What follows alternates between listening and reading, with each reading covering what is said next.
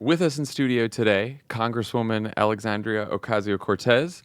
Congresswoman, welcome back to the pod. Hi, thank you for having me. So this is the first time we've had you on since you took office. I remember in the first year of the Obama White House, there were quite a few times where we looked at each other and said, wow, Washington is even worse than we said it was on the campaign trail. Have you had moments like that? Yes, I have had moments like that. In other ways, though, it has been better than what I expected. Where has it been worse and where has it been better?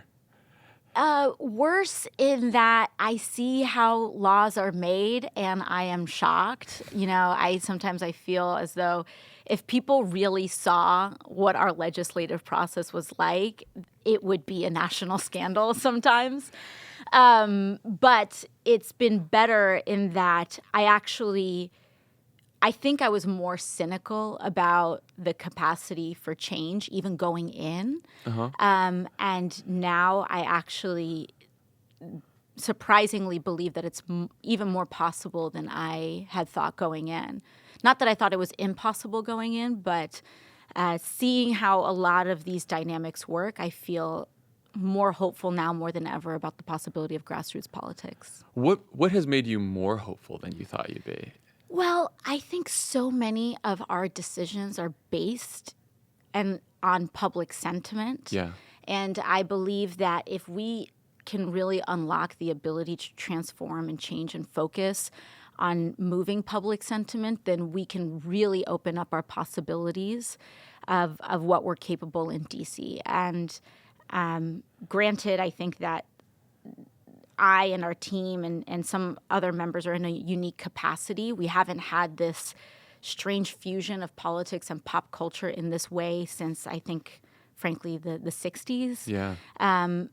But it's an enormous opportunity that we have, and I think we should use it. So on an issue like immigration, where Democrats couldn't pass on their own a clean humanitarian funding bill that included protections for migrants and children, where do we go from here? Is there no choice on immigration but to wait until 2020? What progress do you think we can make between now and then? Well, I do think that out of all of the issues, immigration is probably the most difficult within the Democratic Party. I think that it is the single most challenging issue within the party because we have members from all over the country, and we have members that won really tough districts, and immigration is the one issue that really touches a big nerve. Yeah. And so it's a challenge. It's a really big challenge, and it's one that, for me, coming from a district that's 50% immigrant, I come from one of the most diverse districts, arguably the most diverse district in the country in terms of languages spoken. Over 200 languages are spoken in my community. And it's tough to reconcile that. It really does get very difficult. What lessons did you learn from the last sort of immigration funding battle for next time? Well, I learned where a lot of the fault lines are. And a lot of these decisions, when we talk about how legislation is made, it's made a lot of times. There's a long process where people are kind of writing it and toiling over it, but really the chips fall within 48 hours. Wow. Everyone finds out whether we're going to vote on a bill 48 hours before that vote happens. And so a lot of times there's this massive scramble looking for things because a lot of people who see these bills initially are only those folks where the bill has moved through that committee, where they've been able to really comb through it. Not everyone may be on that relevant committee where there may have been a hearing on it or not. And so one of the things that I've learned is where those fault lines are. I've also learned where some of our strong points are as a party and where some of our weak points are as a party. I think internal communication is a weak point within the party. Yeah. And even between the Senate and the House, that immigration bill, I think Schumer thought some things were happening. Pelosi thought something else might have been happening. And members within the caucus didn't know what other members of the caucus were trying to do. And so it created this huge tension out of a lack of communication, I think. It does seem like so much of the immigration debate is driven by fear. Politicians have the fear. Obviously, there's fear among voters. I mean, to me, it seems like even hopefully long after Donald Trump is gone, this is going to be a dominant political issue, not just in America, but around the world. We're going to have more asylum seekers, more refugees, more climate refugees. How do we start changing the politics around this issue so that in districts that aren't like yours or that aren't on the border, it's not driven by fear? Well, this is really tough because there's the short-term political work that a lot of people are engaged in, which is winning elections. And then there's the long-term political work, which is transforming the ethos of the country and really debating our long-term values. Yeah. And immigration, as you said, this is going to be a global issue. Climate change alone is going to drive hundreds of thousands of people to be changing and migrating across the world. And people say that, and especially on the right, they think it's a joke. But a lot of our wars and a lot of our conflict is going to be over droughts. It's going to be over lack of resources. It's going to be over food shortages in many parts of the country. People are going to be forced to migrate. They are already migrating because places where they once lived are no longer livable. And frankly, migration is within our human nature. Ever since the dawn of humanity, humans have migrated. It is a natural. It is as natural as eating and breathing, and we're going to have to figure out how to show people that it's actually really not a big deal. We see, if anything, it's positive. Yeah. Where migrants go, regardless of their background, regardless of how poor or rich they are, where migrants go, prosperity follows. And there is a myth that the president is peddling because he's peddling a zero-sum vision of the world. Right. And but it really deepens to having national conversations about race, and they're very uncomfortable. And I think that a huge part of this moment right now is because we've been kicking this can down the road, and it's been getting worse and worse and worse. And there's a huge fear around a changing America. And we can't avoid that conversation. And we want to, in the short term, to win an election. Yeah. But if we keep not talking about it, it's only going to get worse. Well, this is, I keep having this thought about the 2020 election where, to me, there's this central tension where, Donald Trump wants to make this election about race and immigration and white identity politics. And I think that's a fight that Democrats have to join, that we can't avoid. At the same time, we just did a poll in Wisconsin, and it was a messaging poll, and the messages that moved voters furthest away from Trump were economic in nature. It was about his Medicare cuts, his tax cuts, his trade war with China. How do we sort of reconcile the need to, battle Donald Trump on race, on issues of race, but also get an economic message through that we know will sort of galvanize a majority of people? Well, I think one of the things that we need to do is really dismantle this idea that it's either race issues or class issues. We need to learn how to talk about this intersectionally. And it's going to take a lot of white people. Yeah. We need white people right now to do the work. We need white people to organize themselves and to do that kind of work. In my campaign, there was this really phenomenal local organization, but they're also national in nature. They were once known as, they're still known as SURGE, Stand Up for Racial Justice. In our community, they've kind of spun off into their own local community organization. But it's white people talking to other white people about race. And that, I think, is a lot of what we're going to need, in addition to a whole lot of other work because racism is economic. Right. And we need to, a lot of the long-term work that we have to do on a lot of different issues is educational. And there's a reason that Donald Trump is using racism as a cudgel, because it's how he gets away with his corruption. It's Right. how he gets, that's how he steals the bag. You know, it is with racism. Well, it's a point, too, where racism doesn't only hurt people of color, it hurts white people as well, because Donald Trump's base isn't making out any better Right. from what's happened. And he's going to use racism, and he's going to try to, the reason he's trying to center issues of race, of immigration, et cetera, is to sink the economic agenda. Right. He's trying to eclipse it. And the only reason that has power is because we refuse to talk about it. And so race is going to be an issue. And the key is if we're going to allow him to define that conversation, or if we're going to assert ourselves into that space and define that conversation. You gave a speech that went viral last week where you called on young people who find themselves being radicalized by white supremacy to, quote, come back because there's a mother waiting for you. I know there's a teacher waiting for you. We will love you back. You are not too far gone. It struck me as a message that conveyed something that you don't hear much in our political conversation, which is grace. What made you want to say that?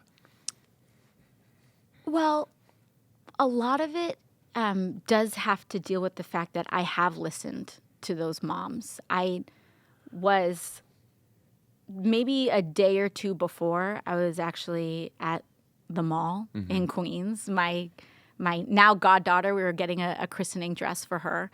And I was in this, I was actually in a Disney store. And one of the employees at the store came to me and said, I'm so thankful that you're representing us. And she said, my son is kind of falling into this funnel. And it's really hard to feel like I'm losing him. Yeah. And I hear this all the time about families that are being torn apart by this radicalization, and it's hurting so many people. And this political polarization, it's not just within our politics, it's personal. Right. People's marriages are strained, their friendships are strained. They feel like they can't even talk to their loved ones. And that is the power of white supremacy. That is what this cult-like culture that the president is cultivating is doing to us. And the only way that we're going to get past this is with grace. And it's on grace on both ends. It's not just the white supremacist, and it's not just young people that are falling into this funnel. We need to have grace with ourselves to acknowledge our past mistakes. And I think in our conversations about race, the immediate emotions that come up are defensiveness. Like if I, for example, pointed out something that you may have said in this conversation, it's like, well, I didn't mean that. Right. There's this defensiveness that comes up. And I think that we have to show that conversations about race can be safe. They can be, even if you have made a mistake or even if you have stepped into outright hatred, that the conversation can still be safe. It can be loving so long as we are at least open to the possibility of moving forward together. Yeah. I struggle with this all the time because, I'm an Obama person. I worked for him for a long time. I have this desire to not see this constant polarization and political warfare. Trump becomes president, and there's this debate about, are Trump voters racist? And clearly, you see the rallies, you see some of the stuff online, and there's racism there. And then I wonder, I don't necessarily want to vilify people who vote for Trump, but at the same time, you also need to call racism out. And I don't know how, even beyond Trump, I don't know how we ever sort of piece this back together, or where are the spaces for these conversations? It's not Twitter. No, it's certainly not. Yeah. Well, first of all, I think the biggest mistake that we have, and it's a trap that gets set by the right, whether intentionally or unintentionally, is just the frame of asking, is blank racist? That is something that we have to pull ourselves out of. It's not about asking whether Trump voters are racist. We need to talk about racism, not racists. Yeah. Racists, it's a very two-dimensional, boring conversation. Is something racist? Yes or no? And then you debate it. What do you do? Right. What do Then you what do do you about do? that? We need to talk about racism, its contours, its histories, where it manifests, how it's used. Because like all winning political phenomena, whether they're good or bad in your opinion, they rely on coalition building. So Trump relied on a coalition, and a core part of that coalition were racists, Yeah. building a coalition with all sorts of other people that could be susceptible to racist views if they were blanketed and layered and made people feel good about it not being a racist thing. Right. And so there are a lot of people who support Trump that genuinely don't believe that they are racist, because we do not talk about or educate people on recognizing racism. And because we do not do that, it just allows itself to just, we get caught in this debate of, is something racist? And then a person uses their defensiveness and they say, well, it's not racist because I'm not racist and I believe this thing because it's economic in nature. Right. So I was just listening to a podcast where some of my Democratic friends who are very smart, have been on winning presidential campaigns, said that their biggest fear in 2020 is that we nominate someone who has taken positions that are not supported by a majority of people in states that add up to 270. Do you think there is anything valid about that fear? And what do we sort of do about that fear? Yeah, I tend to think that people, a lot of folks, especially in DC, sometimes misunderstand the average voter. I think that people think that voters are more ideological than they are. I think that people think that voters cast their votes based on policy positions more than they actually do. Yeah. And I think that what is actually important is how we message our positions, how we not even defend them, how we evangelize them, how we talk about a vision for our future. And the only vision for our future that I think is winning is an audacious one. Yeah. And whether you like it or whether you hate it, a wall is a vision. Right. It's a tangible vision that is symbolic and representative and galvanizing.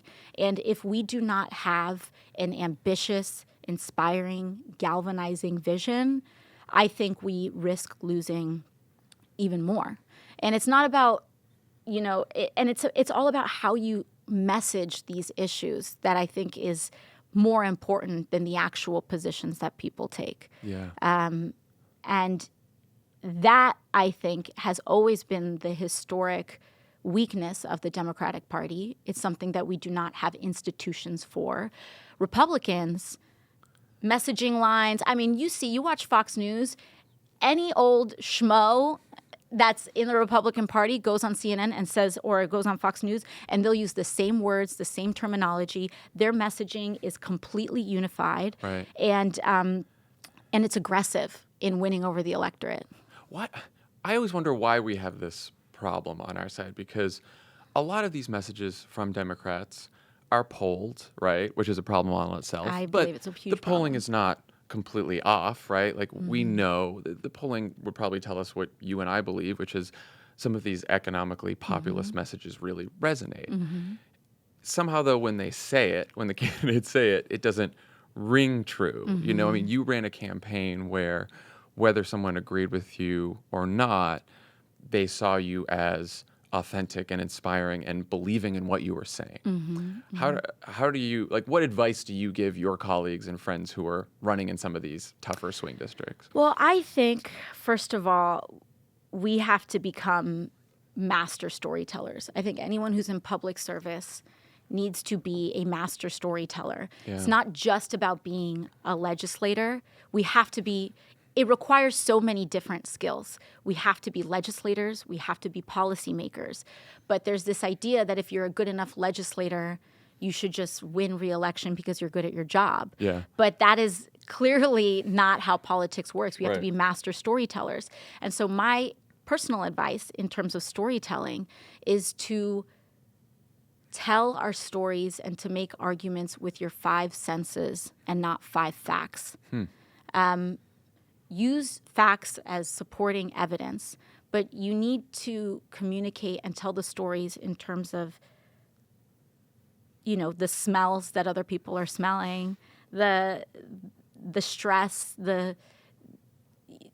how your heart is beating. We need to show that we are having the same human experience. Yeah. And too often it doesn't come across that way because, frankly, a lot of people aren't in D.C., a lot of policymakers aren't having the same human experience as a lot of people in the country.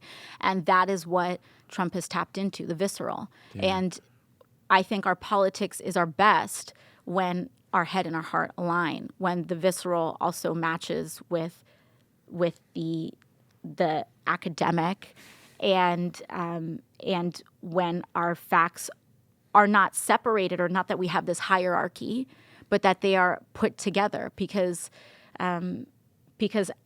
emotions are also information as Right. well. And I think the amount of resentment that happened in 2016 that I think led to the Democratic loss was the fact that we were telling implicitly, I feel like we had been telling people that what they are seeing is not what is happening. Yeah. And that created a lot of resentment, and people wanted to punish those who were doing that. And I think that was an outlet for that. How much do you think sort of our own history plays a role? I see you do this a lot, which I think is really effective, is talk about FDR, or, sort of line up progressive beliefs with progressive traditions and American traditions, and I think Obama used to do this a lot and say that, patriotism isn't sort of airbrushed history and wearing a flag pin.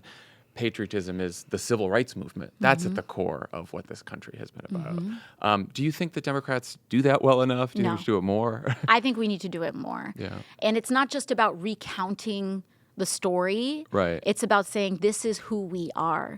We need to... At our best. At our best, but this is also not even just at our best, but it is who we are now too. But we have to tell our story, because America has always been a story of some folks who want to cling to their own small vestiges of power and prevent us from progressing, and those who have been able to galvanize and bring us together and move us forward. And it's always a stutter step between those two things in that move towards progress. And we need to tell our story, because a huge part of hope is not just, hope isn't optimism. Right. And it's not just this naive belief that things will get better. Hope is saying this is where we've been. We have already done this. We can do this. There's a strategy for doing it, but we need to take a leap, and it will only happen if we are courageous. Right. It will only happen if we take a risk. And there's this idea that we can win without taking any risks. And that is not, it's just not how the world works. I know. One of the things that sort of scares me about this coming election is, in 2008, we were able to run by saying, the greatest risk you can take is doing the same thing over and over again. And because George W. Bush wasn't going to be president again, there wasn't as much fear in the electorate, and so people were willing to take a risk on someone completely new. I feel like heading into 2020, the emotion that sort of pervades everything, especially among Democrats, is this fear that we're going to lose to Trump again. Yeah. And it's making a lot of Democrats more cautious than they would be, and I sort of worry that caution could lead to a bad place. I completely agree. I mean, just from your gut, and it's unfortunate because this is how authoritarians typically come into Right. power. But coming from your gut, which so many voters vote on their gut more than people want to admit, Right. especially in Washington. But if you have two options in front of you, and one is self-assured, has a direction, saying this is where I want to go. I know some of you may disagree with me, but I believe that this is my diagnosis of the country. This is our solution. This is how we're going to move forward. Versus another person that's like, I think this might be what it is, but not quite that, but this, that, and the other. You have a self-assured leader and you have a timid one. People are going to go to where they feel a sense of certainty. Right. Just policy questions aside. Yeah. And so if you have someone that's constantly stutter-stepping and backtracking, that does not inspire confidence in an electorate, especially in a time as tumultuous as this one. And Right. I think what folks also need to realize is that this time is not just scary because Donald Trump is president. This time is scary. This time has been scary because people don't know if they're going to be able to pay their rent at the end of the month. Right. People don't know if when you wake up, if you walk out of your house, if, God forbid, you get hit by a car or slip off of a curb, if your life is going to be over because your health costs are going to be out of control. Yeah. And that is the uncertainty that people are actually feeling. Right. And Trump is a huge destabilizing factor on top of all of that. But at the end of the day, a lot of people are feeling an insane amount of economic insecurity as well. And it's concentrated in the people that Trump is hurting the most. Right. And layered on top of all of this, of course, is the climate crisis. So you propose the Green New Deal. This is something that requires a mass mobilization like we haven't seen since World War II, and it requires it urgently, and it requires it at a time when our political system is in crisis because one of our parties has been radicalized. Where do we begin to make real progress on this when, our best hope is Democratic president, 51 senators, no filibuster, and then you're still dealing with like Joe Manchin? It's a huge challenge, especially with Manchin as chairman of Energy and Commerce in the Senate. This is where I think a huge amount of public sentiment comes in. And when we first introduced the resolution, one of the biggest critiques that we get on the left is that it's too much, it's too sweeping. But energy policy is not just about putting solar panels on everyone's roof. Right. Our entire system is incentivized to destroying our planet and the only home that we live on. And so long as fossil fuels are profitable and so long as low wages are profitable, people are going to be economically marginalized and feel like a coal mine is their only hope.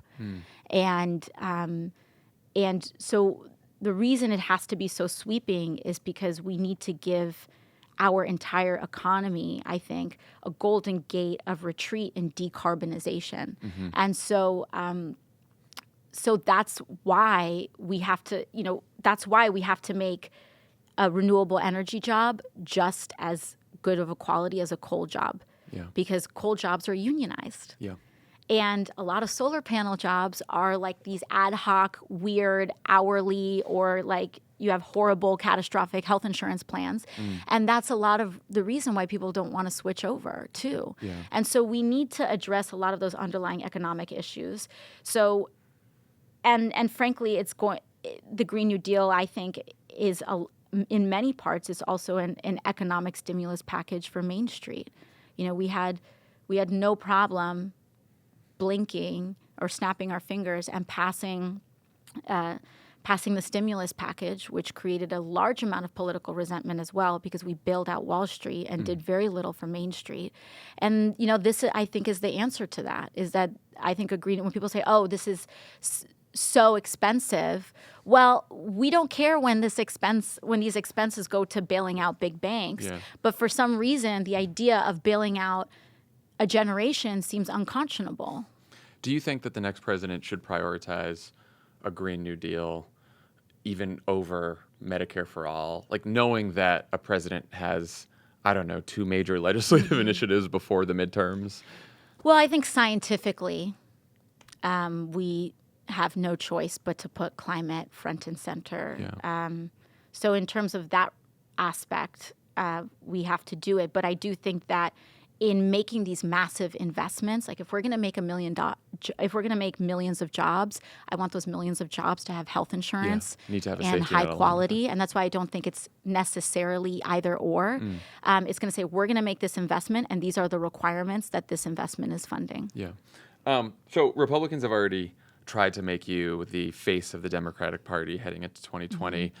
It's a curious decision to me. I mean, I will tell you that in our Wisconsin poll, your net favorability is higher than most of our presidential candidates, including Joe Biden.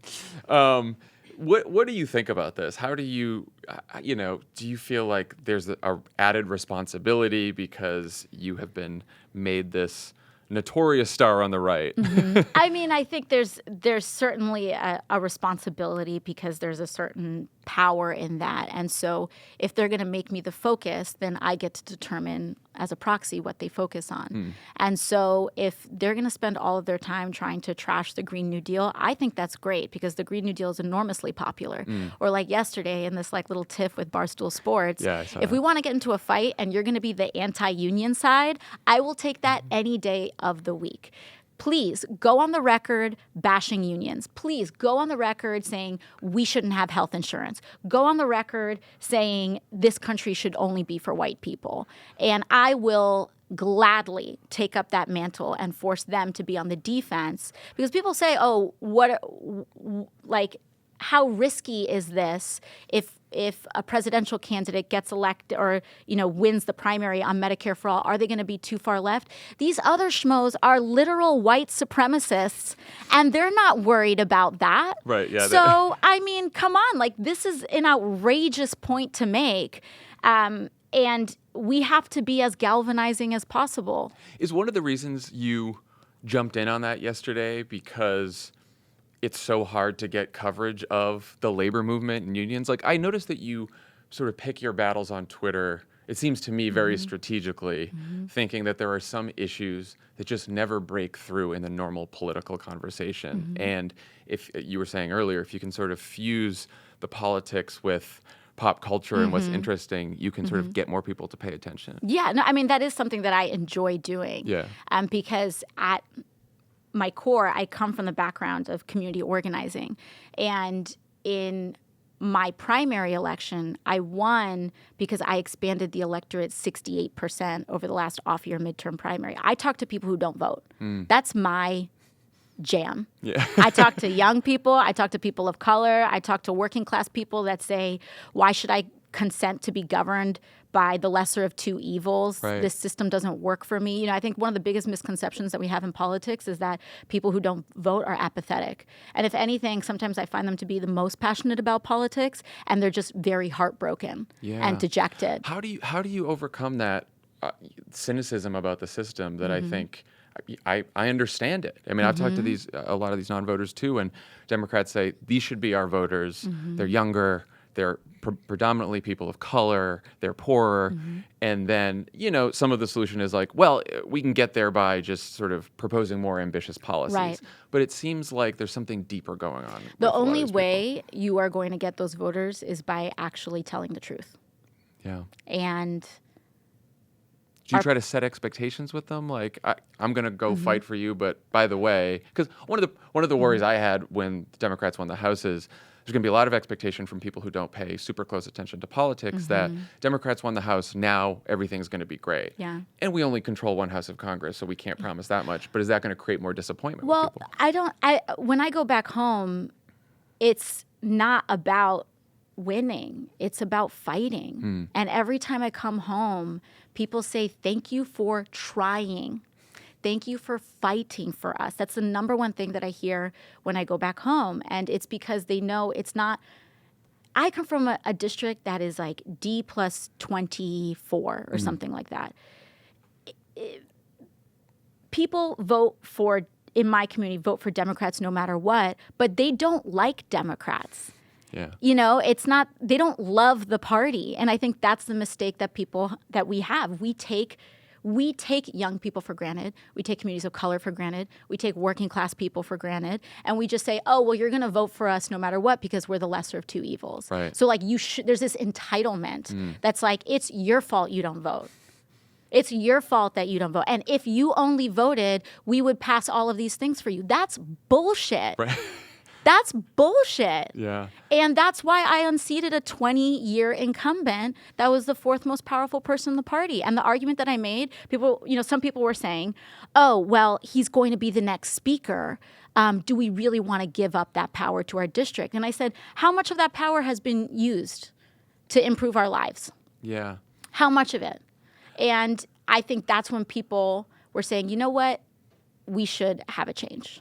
Yeah, and I don't always understand it because, I think politicians and people who've been in Washington for a long time believe that people who are disengaged from politics, they believe that everyone pays as closely attention to politics as we all do. Mm-hmm.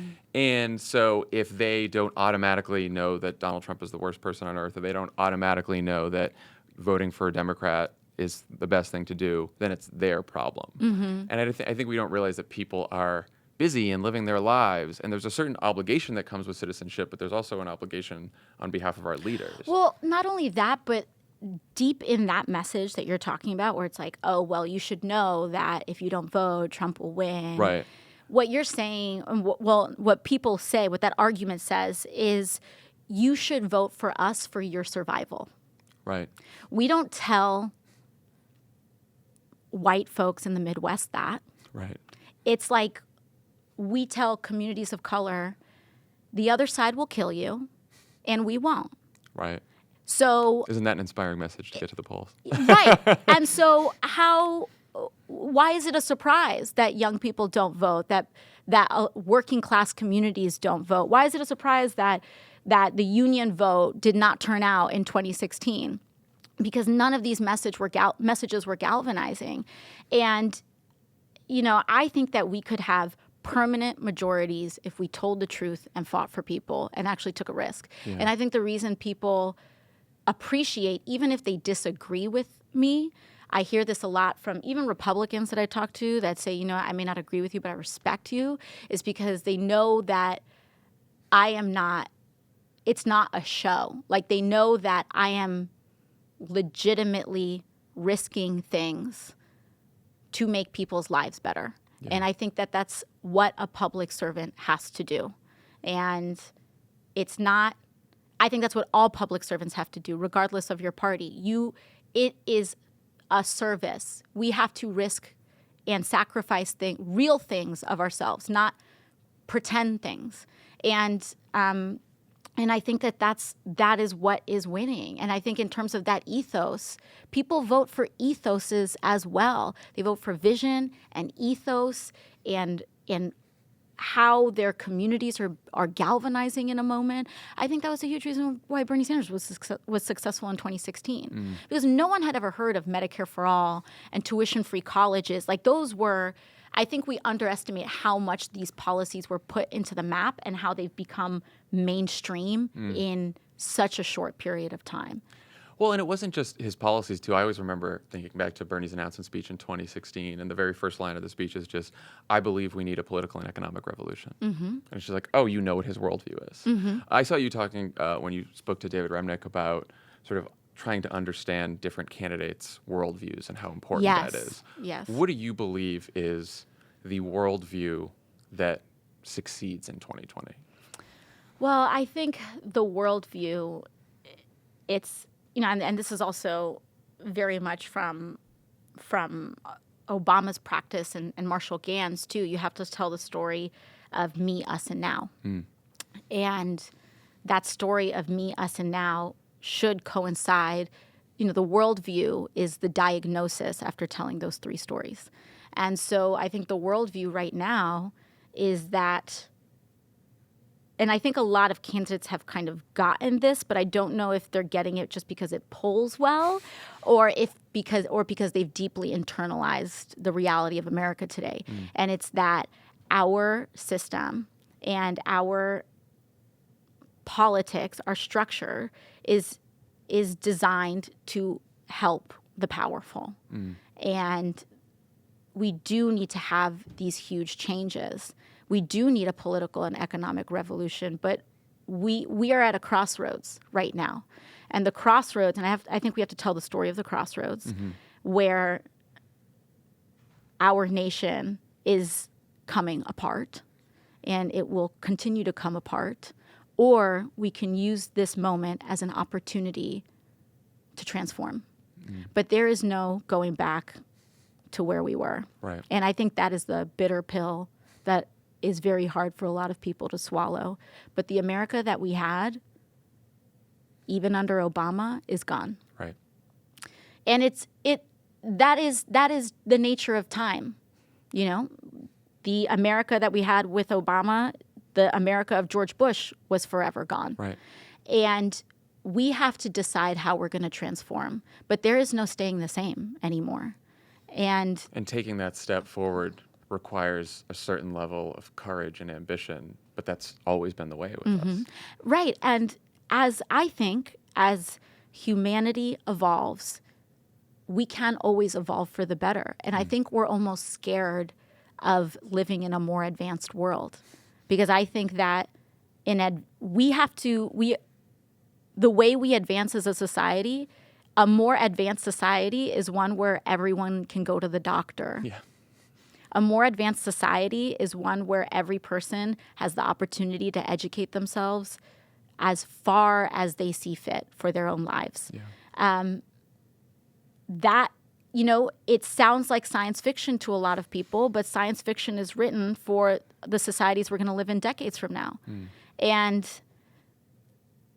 that these policies are the ones that are policies of an advanced society. Yeah. So we're going to have to decide if we're going to be a regressive society because we're used to it, because we're used to barbarism and we're used to $300 insulin, and we think that not having $300 insulin is quote unquote unrealistic, or we can actually realize that reality is what we create and that we have all of the money to do all of these things. We just have to decide that this is going to be our value as a country. Congresswoman, thank you so much for joining us. This Thank is great. you. Absolutely. Thank you for having me.